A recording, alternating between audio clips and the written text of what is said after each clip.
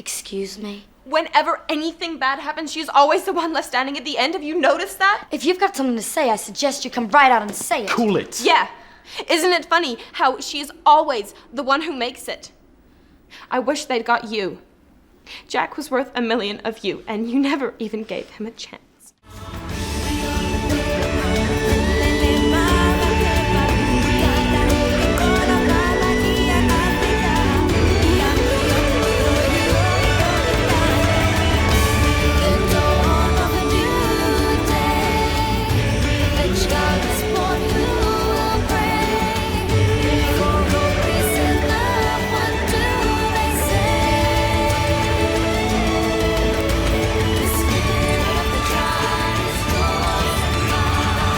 Welcome to Series 4, Episode 5 of Conversations on Eagle Mountain, a podcast about the tribe. I'm your host, Lance, and joining the podcast panel today is Liz. Hello. Sabine. Hi. And Tamsin, Hello. with episode notes done by Matt and myself. So Series 4, Episode 5, the screenplay was done by Charles Hodges. It was directed by Julian McSweeney. And the episode synopsis was read out by Tamsin. Salene pushes for a new course of action, while Amber and Trudy continue their search for the Gaian camp, and Jay tries to intimidate Ebony. Okay, so we open on the Morats' reaction to Jack's capture and Ebony's escape.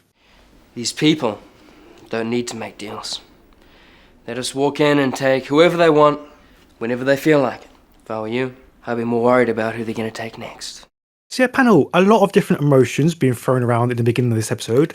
Yeah, what did you make of all the different reactions here? I think that they were speaking from their own experiences of dealing with the technos. So, for instance, we had Lex, who has lost his wife. Tysan has been disappeared. And he's speaking to that basically, that they came in and they took her, and there are no deals to be made with people like that. So I thought, to me, it felt realistic that they all had their different perspectives on what the technos were about. I thought they were very appropriate reactions to be having. Just the fact that, yeah, Ebony slithered out of this again. Now, even if Ebony didn't do anything entirely wrong, the only thing she didn't do is try to save Jack. She saved herself, And even if you could justify that, even if you're like, well, there wasn't anything she could do for Jack, you can completely understand why the others would be looking at her like, oh, you're okay. How convenient that the other person who was with you is not okay. So that felt completely justified, even if Ebony is like, how dare you? What are you suggesting? Like, Ebony, give me a break. Like, you should not be surprised that this is the reaction you're getting from these people. You have the audacity to be like, why would you even think that? And it's like, you just banished their leaders 3 days ago. Ebony, come on. And of course, it's apparently common knowledge now that you did that whole thing on Eagle Mountain to Amber and, just to keep her and Bray apart. Come on. Or it's common knowledge that you helped keep the girls kidnapped from Ned. Why are you surprised that they assume that you just threw Jack under the bus? Like, you shouldn't be surprised at that at all. And so I thought, this is an appropriate reaction for them to have when she slinks back in, and guess what? Jack doesn't. And she's like, look, they caught him. I like the ideas they were throwing together. Like, maybe she's already made a deal with them because she, foreshadowing, is going to do that. You know what I mean? So it certainly isn't something she wouldn't do. It's fair they would suspect it. So I thought the reactions are great. And, you got Lex, who's reached a point of bitter acceptance. My wife is gone. I give up. She ain't coming back. I'll give it one last hurrah, but that's about it. These felt like real, natural reactions. Even Ebony being like, oh, excuse me? Even that was natural for her. It just felt very in character for once. And I'm just glad someone at least had the nerve to tell Ebony how they actually felt. Even if that person, the first person to do that was Ellie, I'm glad she got called out. Yeah, it's about time. It helps that Bray isn't there to defend her. Oh, That nobody defended her. I was glad that nobody tried to pull a, Mm-hmm. come on guys, that's not fair. Like when she pulls the whole, I put myself in danger too. Nobody was like, gee, I guess she's making a good point. You know what I mean? It's like, nah, we don't believe you. We don't. Say what you like. And I like that someone straight up told her it should have been you. Mm-hmm. You know what I mean? Like, Yeah. it should have been you. Finally. Ellie said what we were all thinking, like, Jack is worth a lot more than you are, Ebony. Yeah. Yep. It was cold and it was appropriate. And, well, yeah. I think the only person who came in to bat for Ebony in the slightest was Dee, and she got shut down really quickly. Yeah, by she Lex. did good. I'm glad. Yeah. It's like, who are you? Stay out of this. Yeah, but it makes It's sense amazing, for Dee to though. do that. Yeah, I was like, oh my God, Dee's back. And I mean, I would also say it was relatively cathartic because I think the writers sort of position it that a little bit too much that Ebony is the main focus and that we're encouraged to forget some things that she's done. But I think if maybe you're an Amber and a Bray fan, you are still looking at Ebony going, you absolute. Mm-hmm. So it's kind of cathartic to hear somebody finally read her the right act that isn't pride. It's hell. I'll just admit, it was nice for someone to read her the riot act over anybody other than what she's done to Amber lately. You know what I mean? Yes, Yeah. agreed. Also, sometimes it feels like all Ebony's crimes get chalked up to how it affected Amber. You guys know I like Amber, but when it's just like everything is about whether something was done to Amber rather than just like Yeah. she's done so many things to many people. There are a lot of reasons to not trust her or not like her or hold a grudge against her, not just because she did something to Amber. So she never got the riot act for what she did to Trudy, or anybody else. So it's like Mm-hmm. Yeah. they were not taking this nicely that she just let Jack get taken. The most useful person, the most of the two, the most beloved, and the only one who would have actually gotten something done this season. Like now we're stuck with someone we can't trust, who, unbeknownst to us, is going to throw us under the bus. For her own security. You know what I mean? And so yeah, it needed to be said, and I was glad they did it. Mm-hmm. Further to that, I think this has been raised already, but the fact that it came from Ellie, who has never shared that many scenes with Ebony, appears to be fairly, Ebony's not that trustworthy, but is more neutral than, say, Pride. I think that lent it some power as well, because she hasn't got an axe to grind necessarily that Pride has got, or maybe even Lex has got. So it comes from a much more you have done this terrible thing sort of place than somebody kind of jockeying for position of power, or somebody else who's obsessed with Amber and wants to just keep reminding us all. I think it's more powerful because it is Ellie who calls her out. Mm-hmm. Yeah.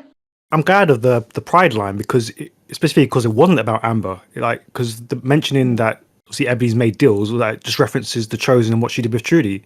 So I kind of like that. It was shifted the focus away from Amber. Finally, for once. Yeah. Ebony sitting there with her shocked Pikachu face. Like, I would never. How could you not think about that? My honor, whatever, Ebony. I'm insulted right now. Ebony is so delulu about herself. I love that for her. I really flip flop with Ebony. She is aware, but at times she's like, I don't know. She's like, how dare they? Yeah. She kind of positions herself as the victim now. Yeah. But I've known people like that, like they will walk through life with rules for me, different rules for you, and they're always somehow just focused on that. But every now and then, they'll all of a sudden show you this glimpse that they're aware of who they are, and they're not proud of it. They're ashamed of it. They're not going to do anything about it. But they are aware, and you're just like, how do you have this weird like a cloudy day when they say it's like showers on and off, how do you have that kind of awareness, an on and off awareness about who you are, and you do nothing about it, nothing to change, nothing to make it better, you know? But they do exist, and you just stare at them like, so you do know you're the problem here. You're not. That's it. You're gonna stop at that and then continue moving on with your life. Okay.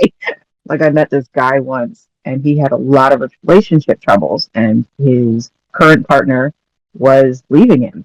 And I had seen the relationship. I'd seen what he put her through, and here he is, all butthurt that she's like, "Fine, it's over. Go do what you're gonna do. I'm gonna go live my life and be free of this. I'm done. I can't do it anymore." And he actually said, "He's like, I know it's not fair. I want things from my partner that I'm not willing to give." But then immediately the next day started trashing her to everybody he could find so he could be the victim in the breakup. And it's like, how could you be that aware? You did do her dirty and yet still act like you didn't do anything wrong. Like she's wrong for being done with you. I don't get it. Yeah, some people are just like that. Yeah, and just to wrap that up, what did you make of Ellie almost breaking down? They're doing a good job keeping us on that progressive slide for her, and so it's not going to be a surprise that I'm going to give him credit for that, because I believe that Ellie is just a breeze shy from completely tipping over the edge, and it's not quiet or subtle. That's okay. It isn't always quiet and subtle. Some people, you don't realize that they're losing it under the surface until the day that they show that they were losing it the whole time. So I think they're doing a good job with Ellie. It's very clear if you were a child watching this, you'd be worried about Ellie's state of mind. Yeah. And I think for Ellie as well, I know that everybody has lost their family in this, obviously, but Ellie has now lost. I mean, Alice was always there protecting her, and she has lost her now. So it feels like she's having that grieving process of having lost her family later than everybody else. Does that make sense? Yeah, it makes perfect sense. This is going to sound like it shouldn't make sense, but it will. There's this zombie movie, and in the movie, there's some survivors. They come across a father and daughter. Yeah. And her viewpoint on surviving in this world had been that there was no point, there was no hope, don't make plans, just try to stay alive. And she's looking at them and she's like, I think I was wrong, about there not being any hope. She's like, look at the two of them. Everything has gone to crap. We've all lost people, but it doesn't matter because he still has his daughter and she still has her father. You know what I mean? And I think what you said about Ellie and her sister, yes, she lost her parents. They lost every adult they'd ever known. But somehow she still had her sister. She still had the rock, had a foundation. And so losing her, you could see it as a delayed grieving. Yeah. Yeah, because essentially Alice was she was parenting Ellie, wasn't she? A lot of the time. Yeah. So I mean, we saw something similar with Patty and Paul. Yeah. Considering they were two little children living in this messed up world, they still had their sibling, their buddy, their partner in crime. Yeah. And the way you see Patsy completely decline when her brother disappears, it was okay because she still had Paul. He gave her something to focus on, someone to care for, and he was there, and then when he wasn't, Patsy didn't take that well at all. And you're kind of wondering why it would be like, you've already lost your parents. That was the worst thing that could have happened to you. But no, because she still had her brother. Yeah. And now she doesn't. And I guess in a way we even get that with Bray and Zoot, don't we? To some extent. Although they're not close, Bray knows that Zoot is in the world. Yeah, very similar. Very similar. There was something to hold on to when everything was lost. And then when Zoot, Martin died, it was like, what am I holding on to now? Yeah. It's very sad. I feel very sorry for Ellie. But I mean, I think you're right when you said that she's so close to the edge and you can really see it. And it's like she's being pushed closer and closer because of everything that's happening. And when she said, is this a dream? I just want to wake up. You really felt that. Yeah, very familiar. Something I also liked, and I don't know if you guys noticed this, and it's probably me reading too much into it, but I like the shot when she was talking about Jack to Salene, and Ellie had her back to the camera, and for the first time I noticed those red streaks, the red hair that she has in the back of her blonde hair. And I thought it was very interesting because it's quite a close shade to the colour that Jack has. And I thought, in a way, she's been coded, if that makes sense. She's colour coded to him, and she's talking about him, and you can see the red in her hair, and that colour is so linked to Jack. I mean, it's linked to Salene as well, but but I just thought that was quite interesting. Yeah, it would be cool if they had put that much thought into it. Let's pretend they did. No, I'm just saying it'd be cool if they did. I can't give them credit, but maybe somebody that would be cool if someone was thinking of that. But I don't know. Just as likely as coincidence. That's a very intricate thing you're giving to the show. It's just as likely it was a coincidence. I mean, I could also talk about when she has the purple, and she's starting to see Luke. And purple, although blue is the main chosen colour, purple's also linked to the chosen. So, maybe there is a secret subconscious thing going on. Yeah, you hold on to that, sweetie. I will hold on to this. Well, think about the chosen. We could have driven them out if we had acted at the beginning, but we let them scare us. But these people aren't their chosen. You've seen what they're capable of. Exactly. And that's only after a couple of days. What are they going to be like in a few weeks or a few months? If I've learned anything from my mistakes, it's that I'm never going to be anyone's slave again. So, panel, how do you feel about this manifestation of Selene's newfound confidence and how the show is sliding her into the Amber role? I don't mind it. I agree. I think they're doing a decent job of showing what's going through her head. Now, granted, we got cheated out of seeing how she cured herself out in the wilderness. Whatever, fine. It's just a trademark of the show. People go away and change into a completely different person when they return. Whatever.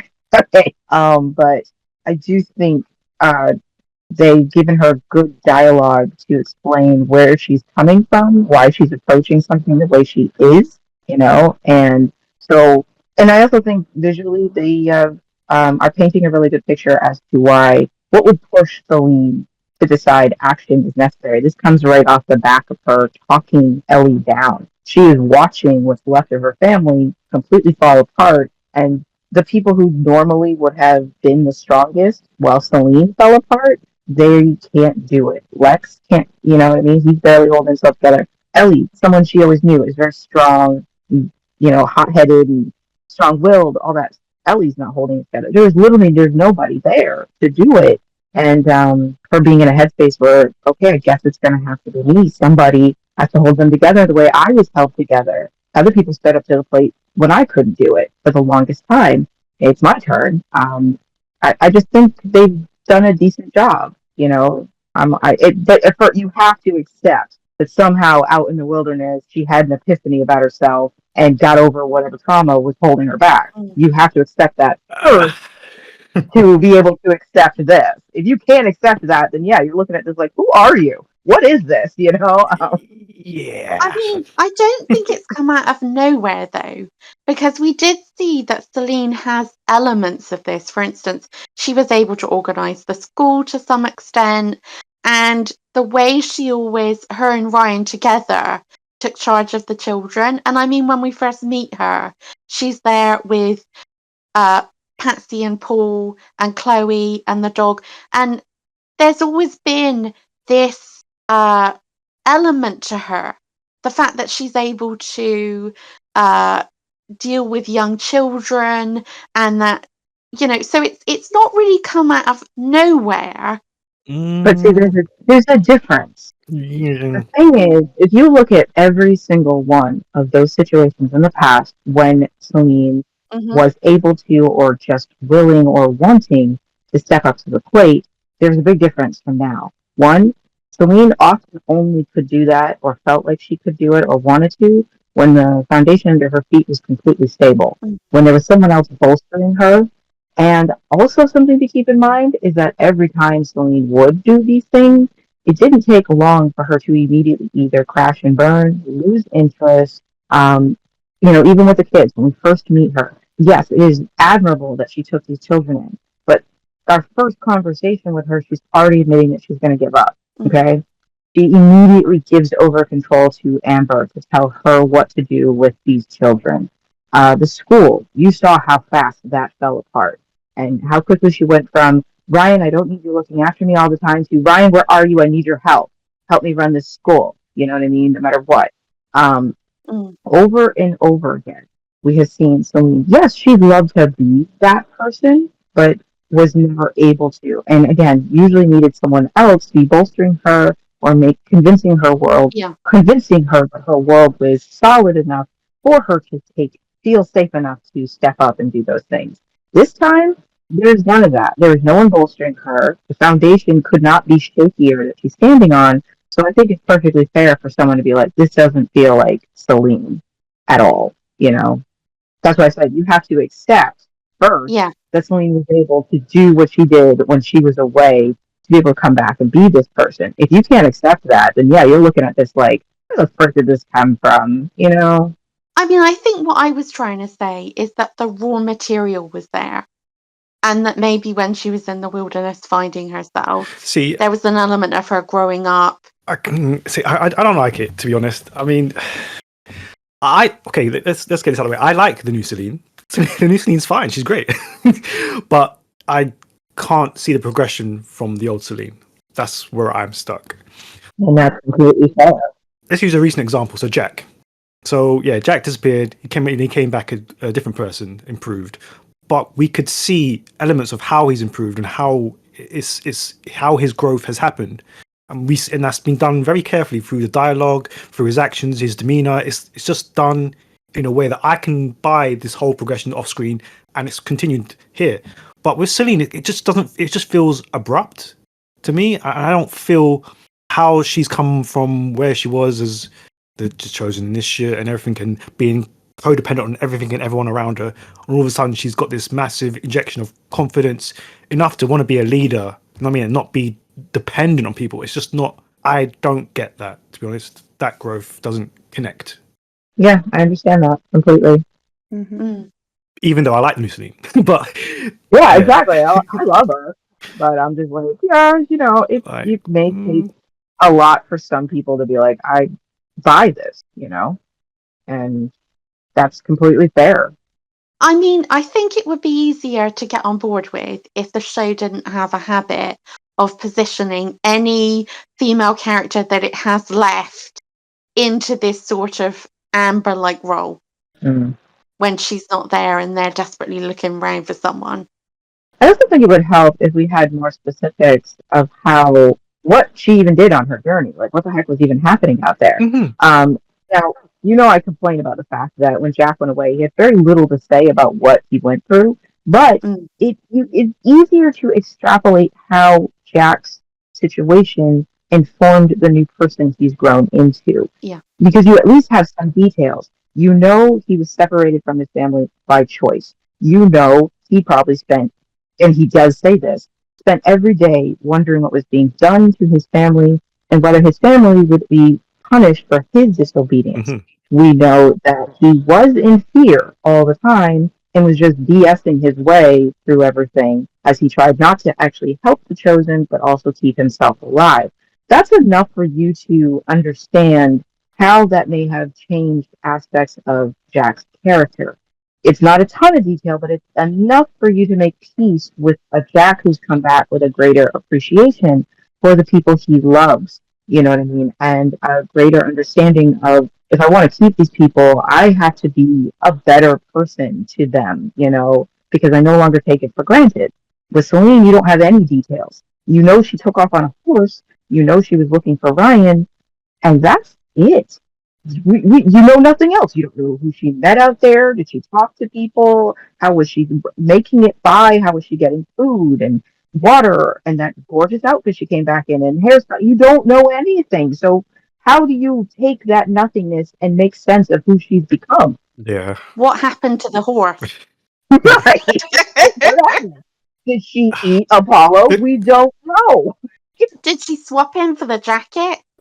It doesn't help as well that she was gone in a shorter time frame than Jack was. So like her journey to this newfound Salene, it's like that happened really quickly. It is a lot easier to learn how to be nicer to people. That's an easier lesson to learn than literally finding your personal self-worth after a lifetime of being abused by your mother and abandoned by your father and never being able to stand on your 2 feet. That's a much harder lesson to learn. Yeah. That's what we need. We need the spin-off of that. Selene's Adventures in the Wilderness. This is where Sabine would mention something about Sasha. Do you want to go and do that, Sabine?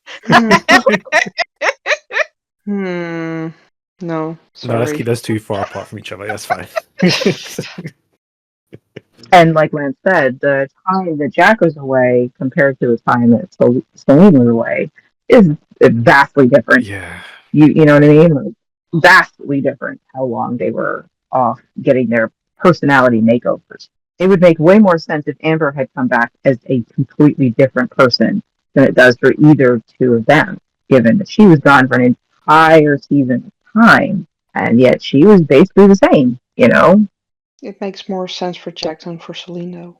Oh yeah, I agree. I'm just pointing out that like when you look at how long a person has to be gone and then they come back and they're different, you're just like, okay, I'm gonna need some more details as to what you went through so that I can at least say it's probable that those events could have changed you the way you've been changed. So instead, Selene's change feels more like a necessity than something that was natural. Mm-hmm.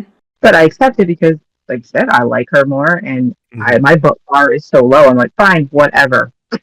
Okay. Everyone can agree that we love this new version of Salene. Mm-hmm. Oh yeah, I do. Vastly improved. It was much needed. It's just, if it wasn't set in Tribe World, I would be wondering who prescribed her some happy pills. Maybe that's what she found on the road. She swapped Apollo for some happy pills. Some mood stabilizers for Salene. Exactly. And then she ended up running out by the time we get to season 5. Mm-hmm. And that makes sense. See? Headcanon unlocked. Yeah, it's now Tysan is gone. She can use up her stash of medicinal herbs, and eventually she'll run out. Oh. Am I going to have to defend Salene here now? Sorry, it's a mood thing. Secretly stealing Tysan's stash. Like, no, come on. Oh, not secretly. Okay. Openly stealing it. She's gone, so, they're a tribe, they share everything. Tysan would have wanted it this way. Say that for everything. It's for the good of the tribe. The last muffin. Tysan would have wanted me to have it. I mean, yeah, that expertly leads us on to the next segment, because Lex sets up a shrine to Tysan, which is a visual display of his love for her, which the kids promptly trash and steal from. Lex, let them go. I will. A long, long way away from here. But they're just kids. They didn't know what they were doing. Of course they knew. They've been taking you for a ride ever since they got here, and now it's over. Is this how you show them how much better you are? Shame on you, Lex. Is this what Tysan would have wanted you to do? Just because they took her crystal? Well, is it? And later, Pride quietly gives the kids an ultimatum. They can either leave now or stay and follow the rules. So yeah, what did you make of the shrine to Tysan, Lex versus Selene's reaction, and Pride's intervention with the kids? So, to me, the shrine felt in character. Because if we go back, when Zandra died, spoiler for anyone who's joining us in season 4, having not watched the other seasons. But when Zandra died, when he was marrying Tysan, he took out of his wardrobe the feather boa. So we know that Zandra's clothes were so important to her. They were another part of her. So keeping items of her clothing was essentially his way of keeping a shrine. And he's kind of done that again now with Tysan. My question is, though, that crystal, okay. My main problem with this is when he gave her that crystal, she didn't actually want it because it was ill-gotten gains. But now it seems to have been rewritten that this was her beloved crystal, even though I think the only time we ever saw her with it, she handed it back to him, saying, "I don't want this." Yep. So, like, Shh. Just forget that bit. okay. But no, as I think it's very in keeping for Lex that he has these shrines. And Absolutely. he may still have some of that. I mean, we don't know for sure, but he may still have that feather boa for all we know. He probably does. I like to think he does, yeah. I like to think he's still got some of her belongings. It's like Lex keeps a chest with things of former wives. Let's try to make it sound less creepy. Like, now he sounds like a serial killer. Okay, let me quickly jump in before the mums come in. So, like, let me give my anti-kids rant. So, I have no love for the kids trashing this shrine. I agree. Because they didn't just steal, they trashed it. And they knew what they were doing. I know the mum's gonna come in and say something, but I hated it. I hate the kids. Go on. I agree with you. This is just, it's not done. It's the only defense I have for these children is that, they didn't grow up with parents, so they probably really don't know that this is a shrine to someone. But on the other hand, anyone with half a brain could figure that out. That it's at least important, because why else would you put a picture of someone there with all these things around it? True, they didn't know Gaian. They've never seen her, but yeah, that's what I was going to say. Someone they've never seen. They've never seen. They don't know her. They don't know what happened to her. They haven't been around long enough to know a lot of these things. But still, that does not excuse the fact that they trashed it. Had they just taken a crystal, I still wouldn't have found it okay. But that would be, that would have been but gray the fact area. that they added the trashing onto it. Yeah. I think that's what I like about the scene. I'm in complete agreement with you guys. There's no excuse for what the kids did. They knew trashing. It doesn't even matter if they know what a shrine is. That doesn't even matter. What they did know is this is not theirs. This belongs to somebody else. It's in somebody else's room. And they deliberately decided to trash it and then steal something shiny they like from it. And so the importance of what they trashed doesn't matter. It's the fact that this is not yours. You know that. I also like that it's a nice visual exploration of kids growing up with literally no disciplinary boundaries. It's very clear that Mouse and Charlie would, if they ever were with other tribes, they were treated poorly. There was no, like when you discipline a kid, if you hit them because you're mad, the only thing they learn is not to make you mad. They don't learn what the freaking rule is or what they did wrong. If you only discipline your child when, the rules are very clear, the kid understands, I'm in trouble because this rule that I had full understanding of and I chose to still break it, blah, blah. So I like that illustration of what happens when a kid is growing up like that. Clearly, Mouse and Charlie are just like, whatever. But they do know they did something wrong. So Lex getting pissed off at them is completely justified, and being shouted down and then guilted for his reaction and being told, well, they don't know any better, which is absolute bull. They did know. I don't go into this person's room and trash their stuff. Even if the world they've been in, well, it didn't matter. People do that. They know. They're watching these people. They don't see any of these people behaving this way. It's very clear. Oh, everybody has their own space, all that stuff like that. They just did it because they did it. They're being bratty kids, and you guys are all, you didn't like Mouse at first? No, I didn't. I don't care how cute these kids are. They're little monsters. All right?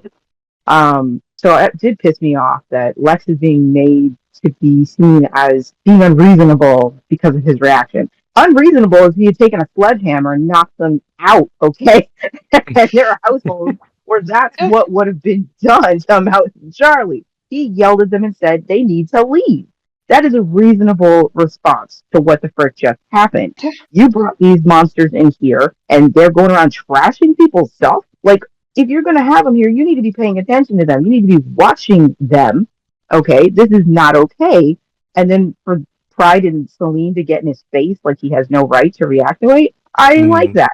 Not cool. Yes. Their reaction would make sense if he had put his hands on them babies and started knocking them around, which Lex really wanted to do. And he didn't, because that's what Lex was taught. Yeah. You know, so the fact that wasn't his knee-jerk reaction to knock these kids out. So, yeah, I didn't like them shaming him for his reaction at all. But I do like the aftermath. I like that Salene acknowledges that was wrong of me. I took it too far, and I had no right to bring Tyson into the conversation. And I actually love the way Pride disciplines the kids, how he explains the situation to them. But because it is a gentle parenting, like, okay, I'm going to give you the benefit of the doubt, all right? And even when he says, but I think you do know what you did was wrong, okay? And I'm going to make it clear, we don't do that in this house. So you can get the fuck out, or you can stay. But if you're going to stay, you ain't doing this anymore, you know? Like, it was an appropriate way to talk to them. But yeah, I did not like the kids being the little monsters, even though I think that was a good illustration of how a lot of kids would be growing up in this world. Really, my only complaint was them going off on Lex for having a very reasonable reaction to what had happened. Yeah. Like, he's not in the wrong. Right? You guys playing mommy and daddy, go handle them freaking kids. Don't make your kids my problem, all right? And yeah, you mentioned Salene apologizing later on about throwing Tysan's name at Lex.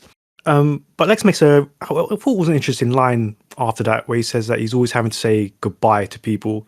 Like, obviously, Lex has now lost 2 wives. Like, do you think this is a road that show really should have explored? I mean, it would have been interesting, but I think everybody has lost someone so far. I mean, if you just think about, he was talking to Salene. So Salene has lost Ryan, she's lost Patsy and Paul, and Bob, and her baby. And I mean, they're all losing someone. But yeah, it would have been They are, but with Salene it's different. okay. Yes, he lost Ryan, but Lex didn't actively push Sandra or Tyson away. It's Ryan.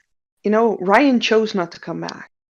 He was out there, and he willingly did not want to return to Salene, which is different than Tyson being taken and Sandra dying in an explosion, at least in my eyes. Yeah, that's quite... So Salene lost people due to her behavior partially, and due to other people's circumstances. But Lex has got trauma. Yeah, this is like a big Salene trauma. didn't protect those kids. I agree with Lance. I definitely think this is something that should have been explored instead of just because it feels too much of a token. Let's pay respect to what Lex has lost, and then immediately send him down a path of it doesn't matter that he's had all these losses. Lex will not act like someone in the future who is traumatized by these losses.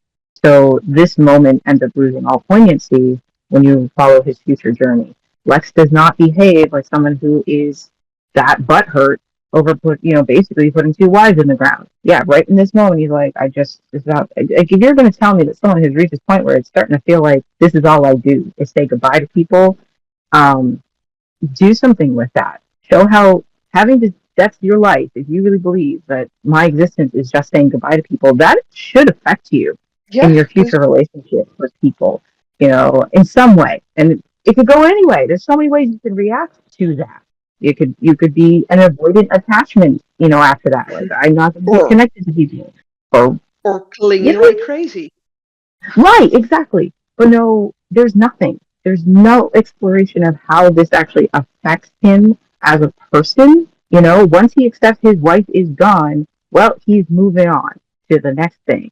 Life is for the living, I guess, and that's okay, but don't give me this moment and then you did nothing with it. So by itself, this moment does nothing. It doesn't matter. But that's because I had 2 seasons after this moment that showed me that it clearly didn't have that big of an effect on Lex. He's clearly not concerned about having to say goodbye to people. He's not traumatized by it. It doesn't haunt him. He's not afraid of what'll happen if he gets attached to someone again, blah, blah, blah. He's just going to keep moving on. And there's not going to be any conversation about that, whether that's a coping mechanism. You know what I mean? Like, because that might be his way to cope. Just move on, and then, like with the next one, he doesn't seem as upset as before, but it might just be that he's reached a stage of being numb about things like this to a certain degree. They need to show that. Like, Yeah. you mentioned, you did mention Salene, Tamsin, and that just reminded me, like, we do get that one moment where, obviously later on, where she goes and sees Ryan in the VR and flips out about it. Like, we don't get nothing with Lex. Like, this is huge trauma. Like, and he gets nothing, and I think that's what upsets me a lot. Mm-hmm. And I mean, I was only using Salene as an example because this is who the conversation was with. Mm-hmm. But yeah, I mean, I agree. It would have been interesting to explore Lex's loss. But again, we've kind of got a similar thing going on with Ellie at the moment, where she's lost. She's talking about all the losses that she's got.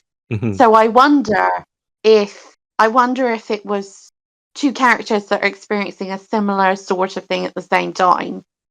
Admittedly, this is now Lex's second wife, who has, been taken away from him in very traumatic circumstances. So it's different to, Ellie's loss of her sister and her burgeoning relationship with Jack and what was going on with Luke. But it's still losses that are felt really keenly by both of these characters. So I do wonder if maybe in these early episodes it's because they're essentially both singing from the same hymn sheet. And I mean, if you go back to the first couple of episodes, both those two, Ellie and Lex, were the ones that drove everything along to try and get everyone back. Mm-hmm. So I wonder if that's playing some element in it. I mean, again, it's just the way they treat Lex. Like, why didn't we get some scenes with Lex and Ellie? Like, we didn't. That is a good question. Like, you know what I mean? Their two are experiencing this huge grief. They both have this great connection with Alice. Like, why? And it would have been incredible to see these characters, because let's be honest, we all really liked that scene when Lex went to the Mosquitoes' hideout and Ellie was there, and he essentially got her out of that situation, and they connected as mole rats. Yeah. We have never really seen them connect, but that was really interesting. And I would love to have seen them in the cafe when no one else is around, actually having a conversation where Lex wasn't essentially trying to get into her knickers. It was just two people who were talking about what had happened to them and what were they going to do. Yeah, because that would have been a great thing to explore. Yeah. I can definitely, especially in the early episodes this season, I could definitely see those two trying to come up with a plan to get Alice back and to get Tysan back. Yeah. And not letting it go, because both of them have this tenacity. They're like dogs with bones. Once they get going, it's hard to get them off, So, I mean, it could potentially have been so interesting. But I'm going to say something. Lex is done so dirty by the writers. Because they just don't know what to do with him. Now that Tysan isn't around anymore, they just do not, and it's just going to get worse. Yeah, I don't like the direction he gets thrown in this season, but I mean, he's essentially becoming comic relief, let's be honest, with some pathos thrown in every now and then. When the writers want a bit of decent acting, they'll go to Caleb. But for the rest of it, he's essentially just gets the work treatment. Yeah. And it's not like they don't have anything to fall back on. You already gave this guy a grief journey. Yeah. You did it brilliantly in season 2, So it's not like you don't already know how Lex would take this kind of loss and how it would derail him, And I mean, I'm not saying he has to go exactly the same way, because in many ways, the loss is different because of the person and how they affected you and shaped your life, all that stuff. And he's a little older, blah, blah, blah. But, I mean, it's a moment like this, and then knowing what happens later, well, okay, it doesn't come into a play at all in his future endeavors, and it doesn't affect his future relationships at all. At least they don't ever give him any dialogue expressing. Like, that would have been great. They could have used moments like this, and then in future, when poor Siva is begging this man to, take me away, save me, I'll be with you. just get me from Raymond. He's pretty uncommitted to her. He's only half-assing it with Siva. You would have had some dialogue where he maybe explains to somebody, anybody, expresses that part of that is just him being so detached, not wanting to fully commit to her. Because in his experience, the minute he goes all in on a woman is when he loses her, or something. Like they could have done something with this to show how this has affected him going forth in the future. And but no, they don't. So it makes these grieving scenes feel a little like obligatory. Like, look, we have to express the losses because half the cast is gone, so we're gonna have to dedicate some episodes to it before we can really get into the meat of what we're interested in, and that's the technos. You know what I mean? Because once the grieving episodes are over, life just goes on. Yeah. And even the choice of Siva might have been interesting if it had been backed up, like you say, also by the fact that Lex is only half in this because in his mind, he doesn't think that she will ever leave Ram or that she can leave Ram. So essentially, he is just having this affair with this woman who will never leave her husband. So it's safe. She's safe. He's safe. Right.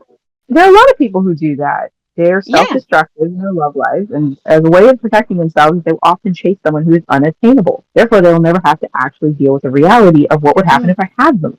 So they might chase someone who doesn't have the same sexual orientation as them, because they know for a fact, this person is never going to return my love, we will never be together, and I will not have to deal with that reality. This is a safe endeavor for me to do.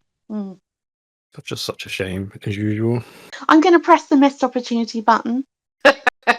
Yeah. It's going to get a lot of use. Because, like, if this was outside of the tribe, Lex is the sort of guy who would get on the apps. He'd be on Tinder and, that sort of thing. And it would be casual hookup after casual hookup.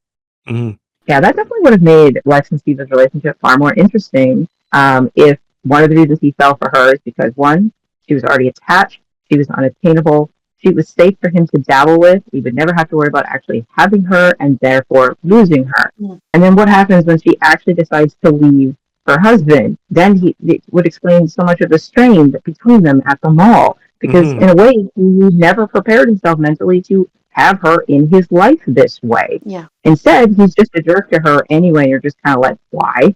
You know what I mean? Like, aren't you happy she left her husband for you?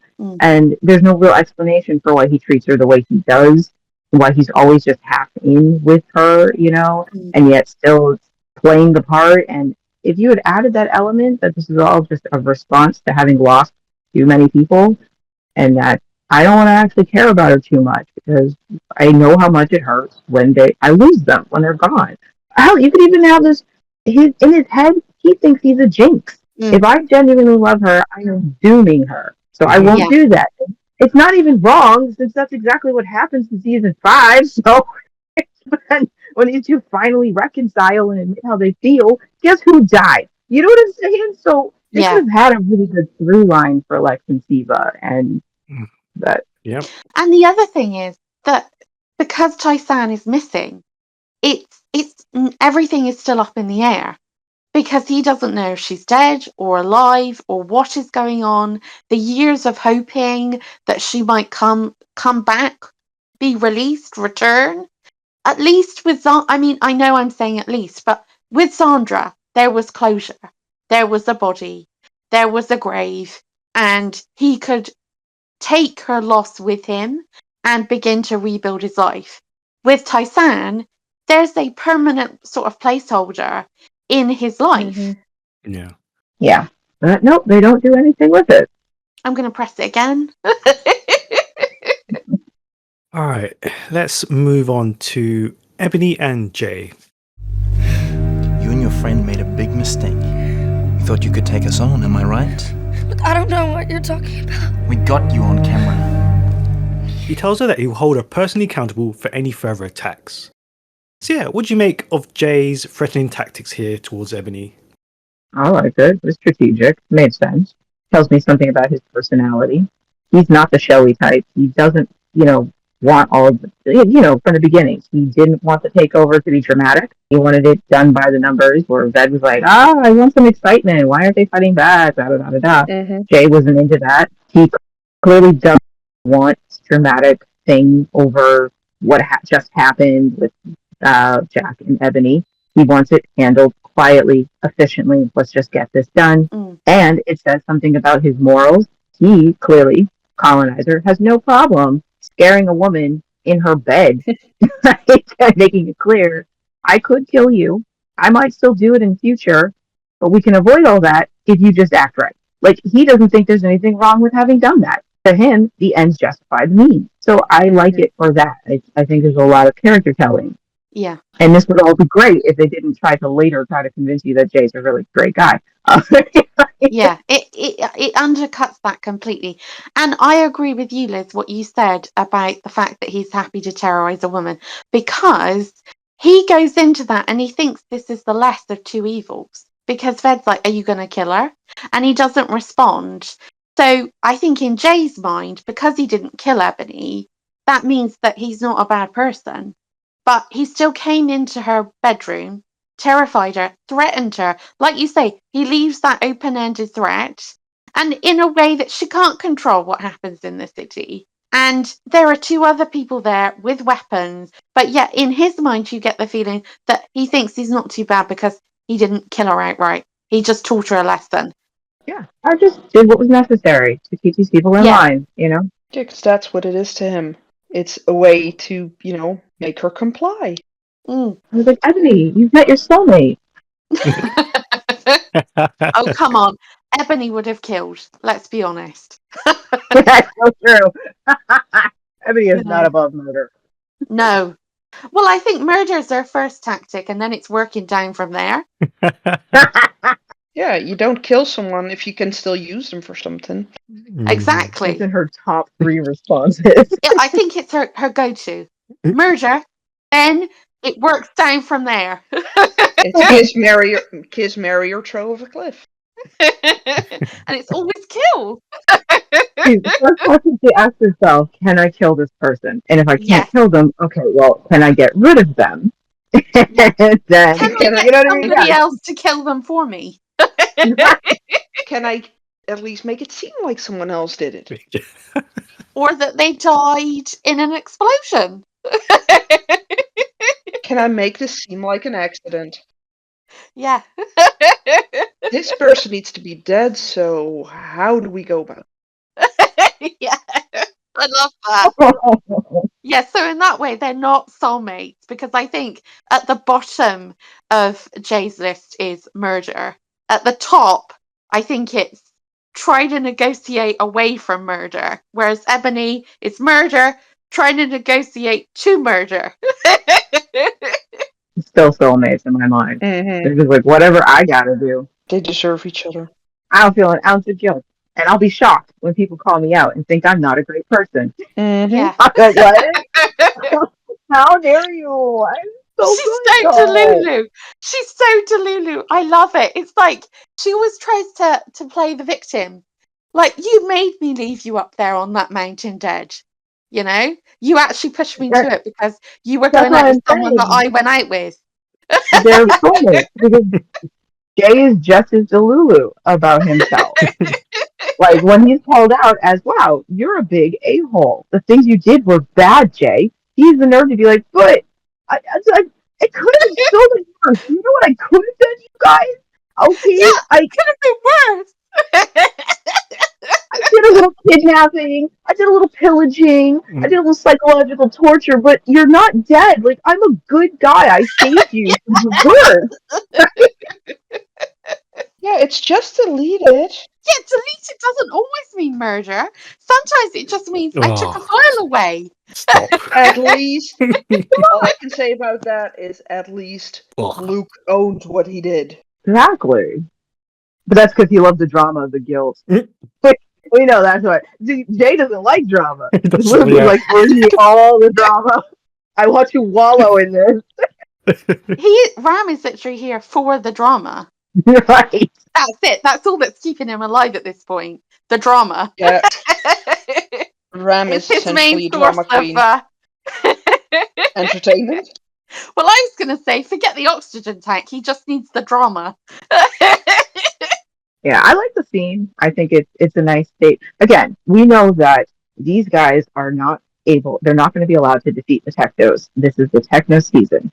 And so what you do in that first third is you have to set up the situation. In season 1, you had to set up why these kids would stay in the mall with each other even though they barely get along. They set the stage as to how dangerous the world was outside so that you understand for many of them, they don't have any other choice but to stay here and try to make this work. You know what I mean? And, season 2, they have to set stage with the antidote and the virus, da da da da da. Season 3, they have to set stage as to why they can't defeat the Chosen. So those first few episodes, that's what they're doing. All the way from Jack trying to get out, getting taken, so that you can understand why they're just going to stay on this wheel for a while.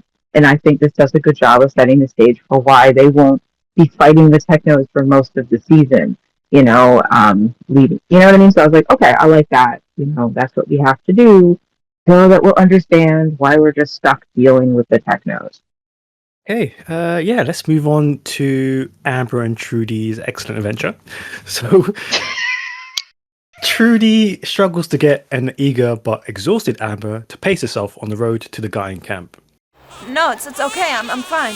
Look, you are not fine. Please, let us go back to the city. At least we've got a chance then. Amber, you're not listening. It's through here. When they do finally arrive, all seems lost as the camp is deserted. That is until the Gaians start emerging from out of the trees. So yeah, what do you make of this little side quest panel? I don't really have many problems. I don't really have any problems with it. I think it's good. It does actually feel like a journey, like it does feel like the girls have been on foot in the middle of nowhere for a while. And you got to remember, they're going at least 30 miles out of the city on foot with 2 small children with next to 0 resources. So I think they've managed to convey that, every time we see them, they're just out here. There's nobody, just them. They don't have anything. So I thought that was done pretty well.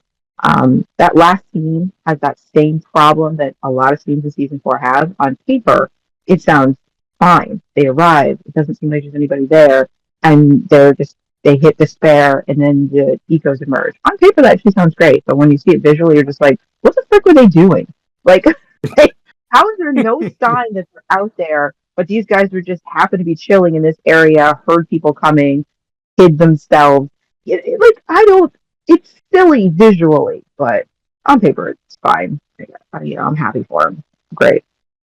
For me, it did feel, though, I don't know if anybody else felt like this. It felt that it's been now 5 episodes. I don't know if they were in last week's because I didn't watch last week's episode, and I've yet to hear I'm gonna listen to it tonight, the episode you guys did. But it feels like we've been on the road with Amber and Trudy now, exhaustedly, and they keep having the same conversation. Amber's ploughing on, and Trudy keeps saying, we cannot make it, we need to go back. And it just felt like it was the same scene played out over and over again, that we could have got here maybe a bit sooner, had some scenes with Amber and Trudy and the other Gaians, maybe had some Amber being back with her tribe. That would have been nice to see.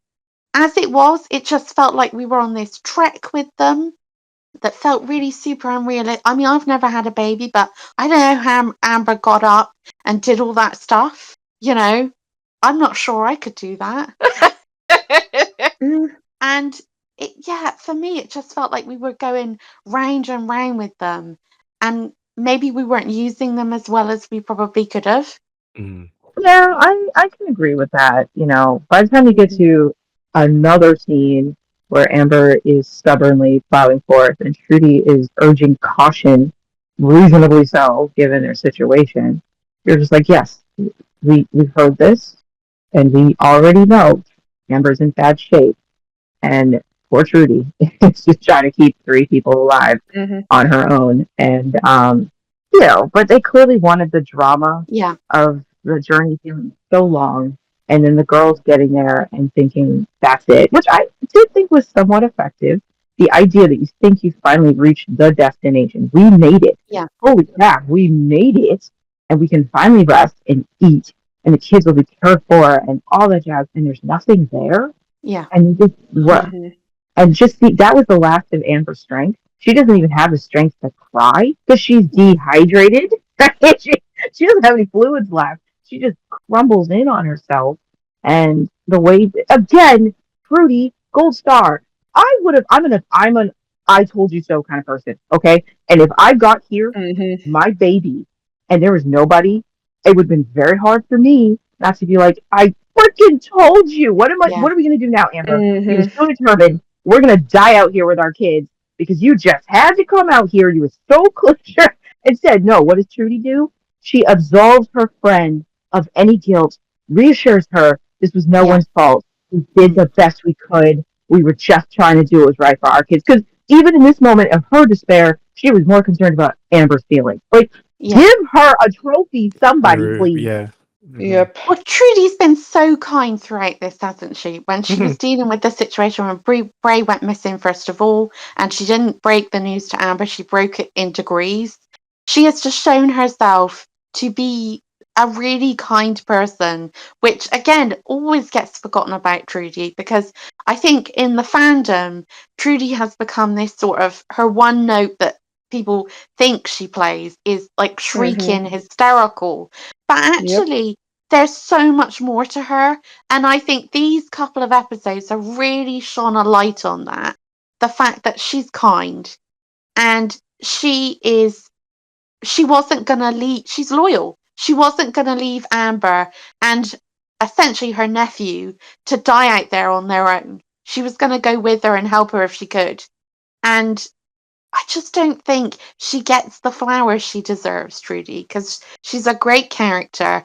And yeah, this just exemplifies why she's so good. Yeah.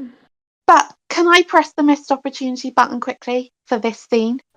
Yes, please.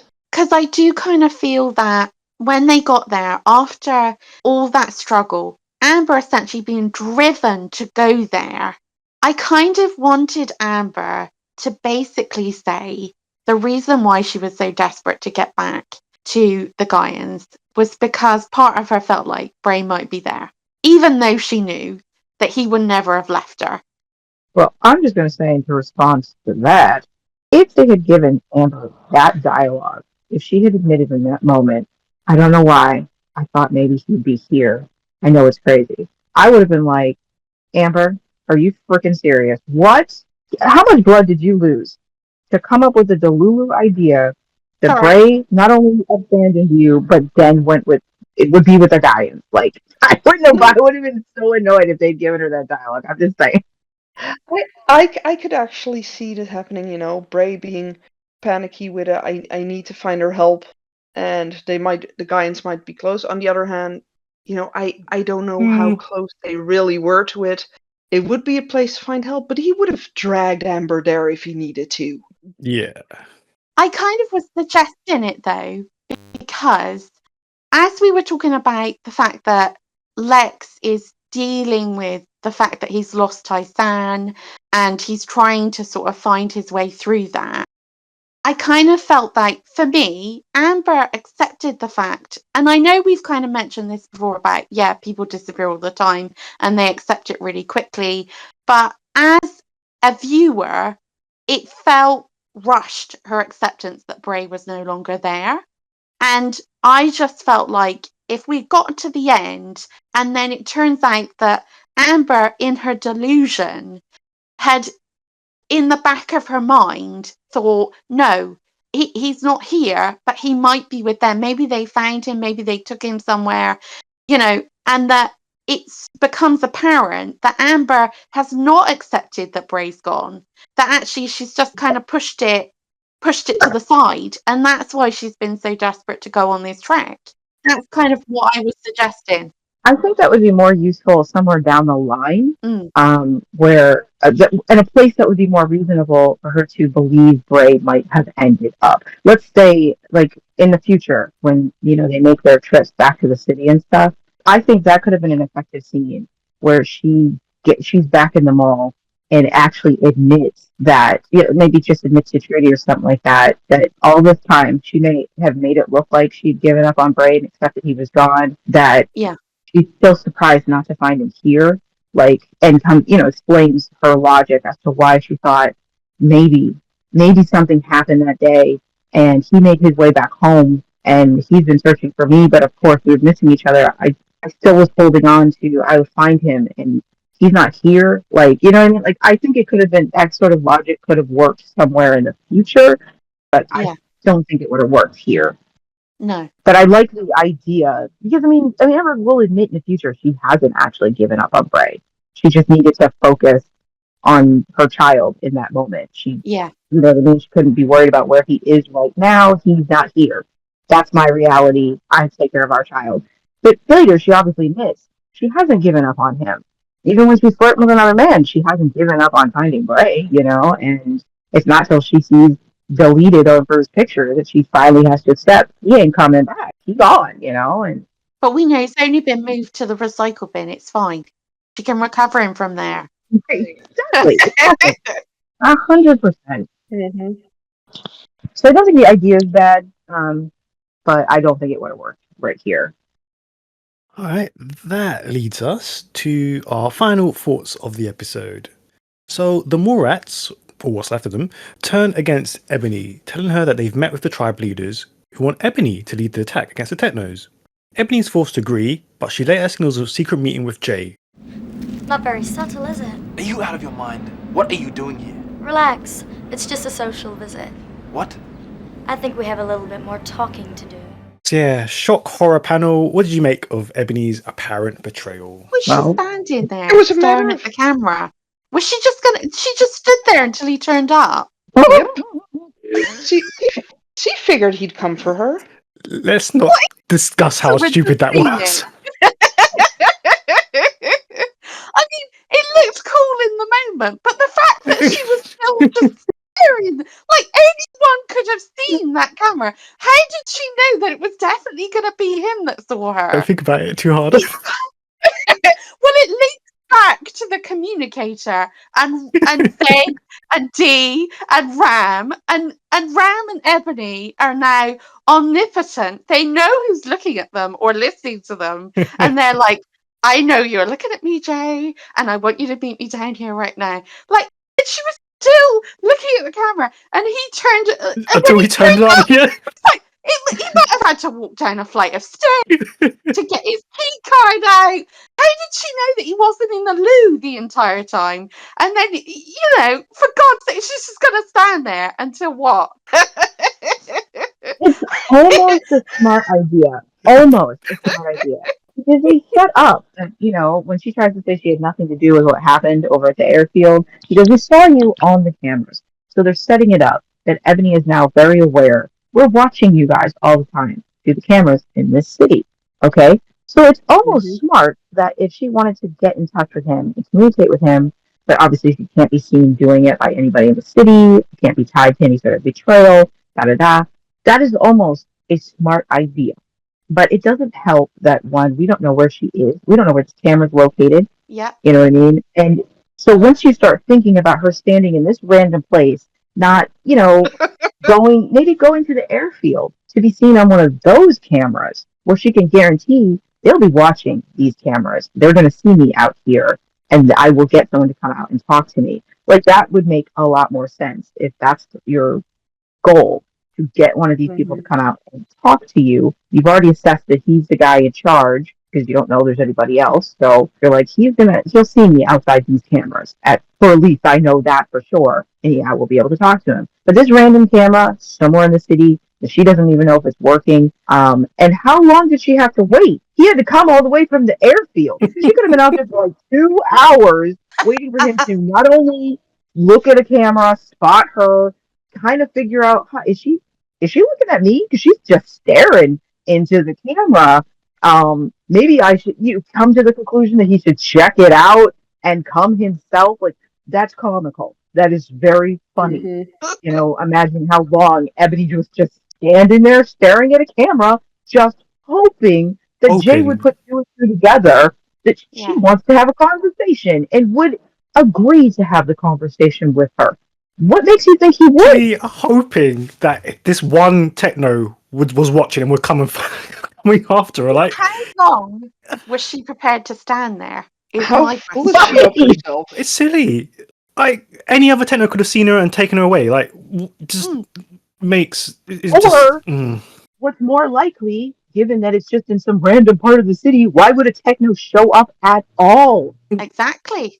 But seriously, why do you assume that in this alleyway, in the middle of the city, you staring up at this camera for several hours is going to make a techno decide to come in and check in and see, gee, why are you staring at the camera? Like, why would the technos care that you're staring at the camera? Doing that? I mean, I understand if she was messing with the camera, then maybe that would guarantee someone would come out to see if she was doing something she wasn't supposed to be doing, but just staring into it for hours upon hours? Why would any techno feel the need to go check out why this vert has fallen into a coma in front of one of their cameras?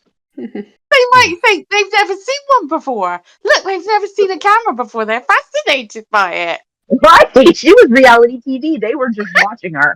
And they're like, you guys, check this out. Camera 7. This woman has been out here for 4 hours. They're taking bets on how long she'll stand there. No one is going out there to talk to her. Fed might have eventually gone out there to zap her. Yeah. It's just. It is just. Yeah. Really, it'd be different again if they established that the location of where this camera was, maybe it was closer to the airbase, so that her standing there could be seen as a threat.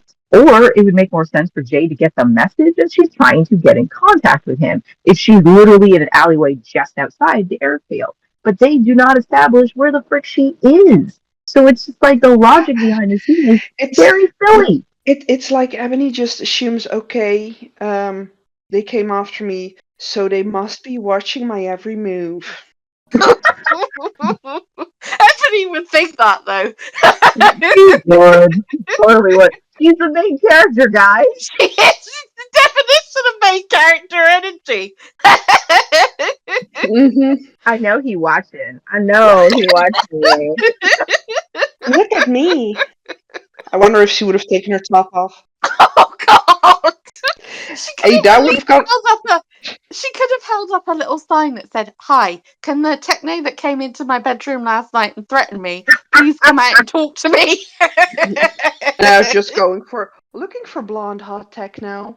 Yeah, but they already know there's another one that looks a bit like that, so they could be more of them. They could have. It could be like the chosen blue Jew, you know. It's a silly setup. It is a silly setup. Can I just mention something else that I feel is kind of silly?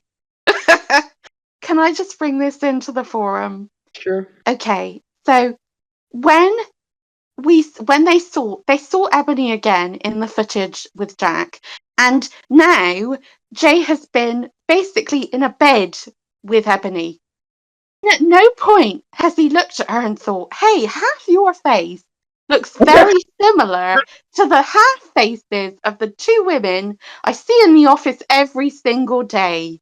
You also kind of sound identical, and your hair was basically done at the same salon. Do you think you might know them?" Yeah. That's the other thing.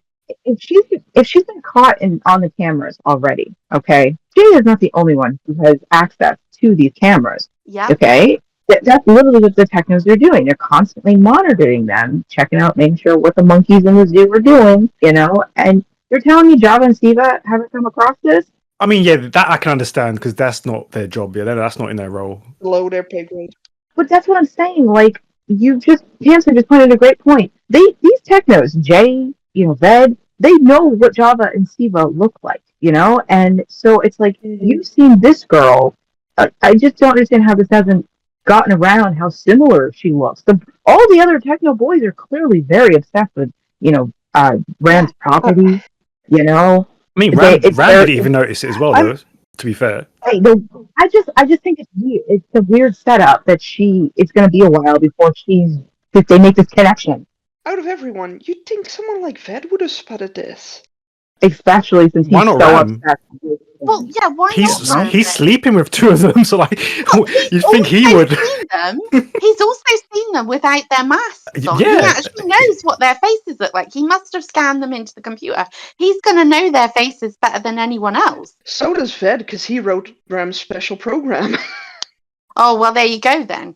But yeah. the other question is, have they ever... So you're telling me, like, if he doesn't recognise them, does that mean the entire time Jay has known Thiva and Java was when they had these stupid masks on that look like they're going to fall off at any point? That they've, every day at work, they've worn those masks? And that they No, only wear No, them... he's they only seen their take them off faces. He's seen their after? faces. Have no, they? they've had scenes where Java is directly talking to him without a mask on. He knows what she looks like. But it's like... Why? Why And can he not... And he did mention before to Ebony, have we met before? Do I know you from something? Yes, So he you work with my obviously recognized sisters. the people. But Yeah, so yeah, that might be the dumbest plot point to ever come out of season 4. I'm just saying, yeah, this is not just a J thing. This is just a stupid. No one can Yeah. Yeah, they're all recognize. stupid. In And it's his very bad defense, because they call Yeah. attention to it. And it's like, don't call attention to something this stupid. yeah, You know what I mean? You're way better off just pretending they don't see the similarities. You know what I mean? Like, you would be way better off if Jay had never said, you look familiar, you know, and still has not made any logical leaps to the connection. Gee, they look like triplets. I wonder. Nope. Dude, you've been it's in like her you always bedroom. say. They thought they were being smart and clever, adding this little line in that would make this big payoff. They thought it was very great writing, but And instead, it made him look It wasn't. dumber. It makes Everybody looks everyone dumb. makes everyone look stupid. Well, look, we know one thing about the tribe, the writers. When they think they've got a good idea, it tends to be the worst idea in the room. This is the example of that.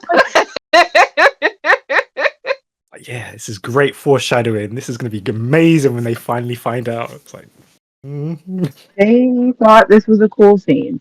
You know, I've been standing there in front of the camera, but the minute you think about it, you're like, wait, this is the dumbest thing ever. Like, what the frick? How? it works great as long as you don't think. Yeah. yeah, I'm like, why did he even show up? You know, like, why would he show up? Because she's staring into a random camera just somewhere, anywhere in the city. You know, and why would she think he would? You know, like, think about that. Like, Jay has no reason to care that she's doing it. You know, even if, like, she's convinced me staring at this because he's the one who showed up and scared me in my bed. Why else would I be trying to draw attention to myself? He should interpret this as I want his attention. But okay, but why would they care that this verge wants his attention? Hey, she might You just know? think that no guy can resist her. Just bizarre. And as Sabine says, it's very cool till you think about it. I mean, on the question though of her rolling over on the mole rats and everyone she knows, no, I'm not surprised by that in the slightest. It's Ebony. Yeah. I would have been surprised if she didn't. Yeah, exactly. That would have been more surprising if she'd been like, actually, no, I will not be bossed about by you, and don't you come into my room again. And left. Yeah, that was clearly not a surprise. They set it up.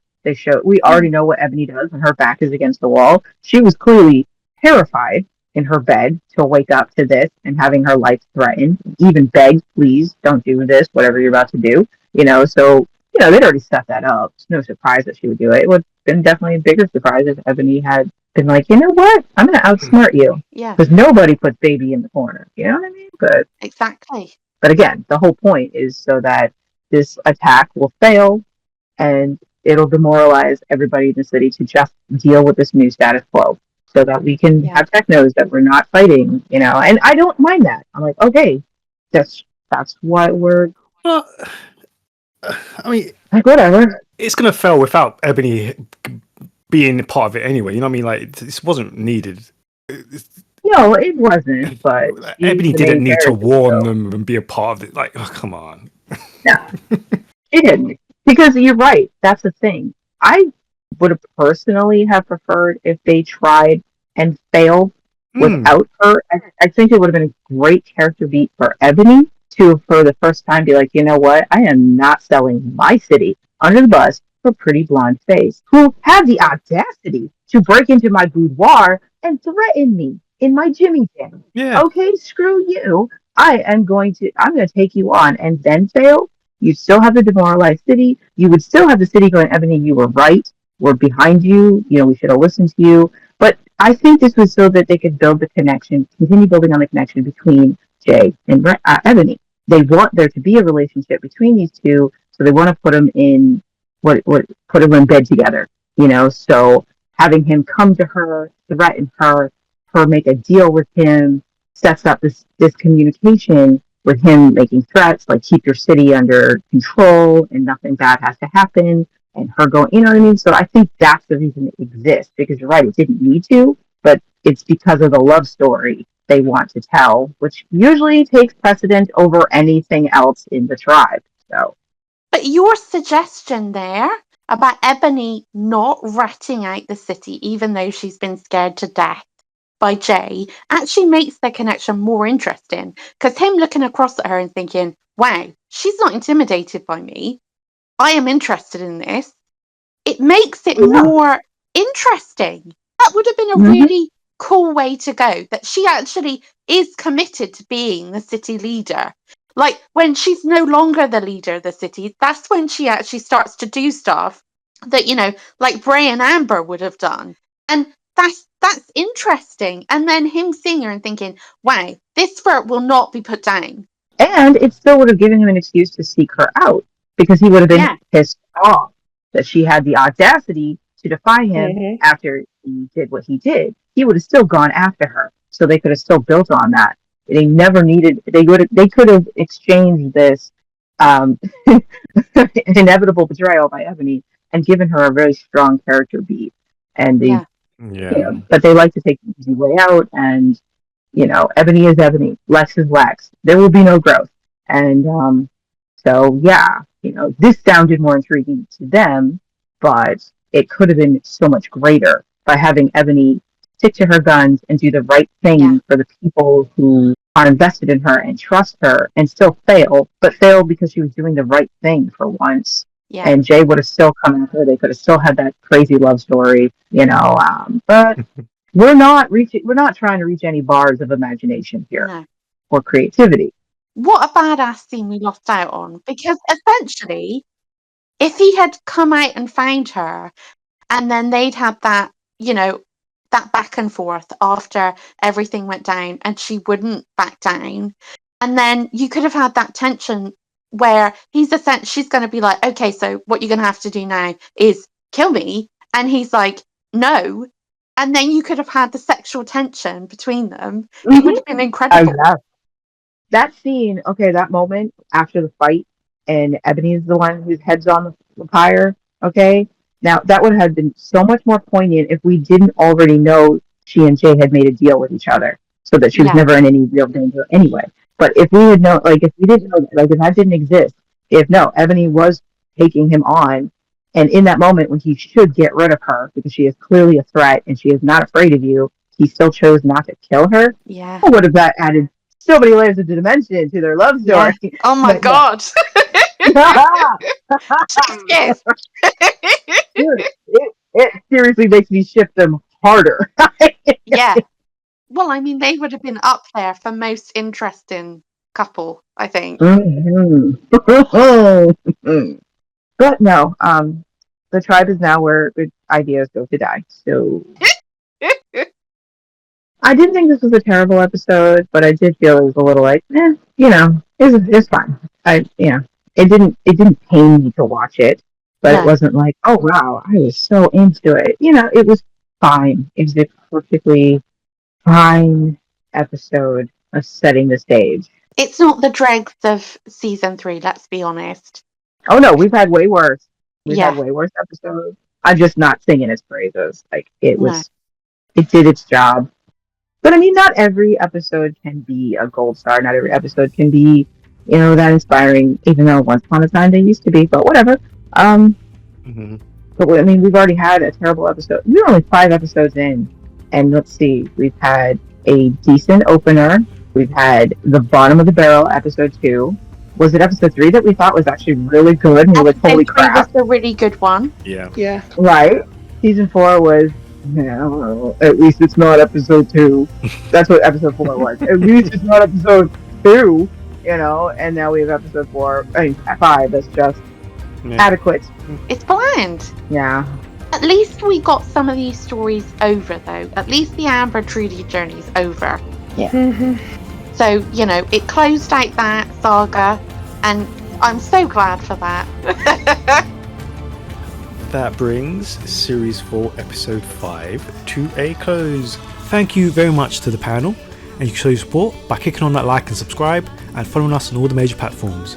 You can also leave us a comment or get in touch if you'd like to take part in a future episode of the podcast yourself. Just search for thetribe.co.uk or Conversations on Eagle Mountain. You can also throw us a donation. Just head on over to buymeacoffee.com/thetribe.co.uk.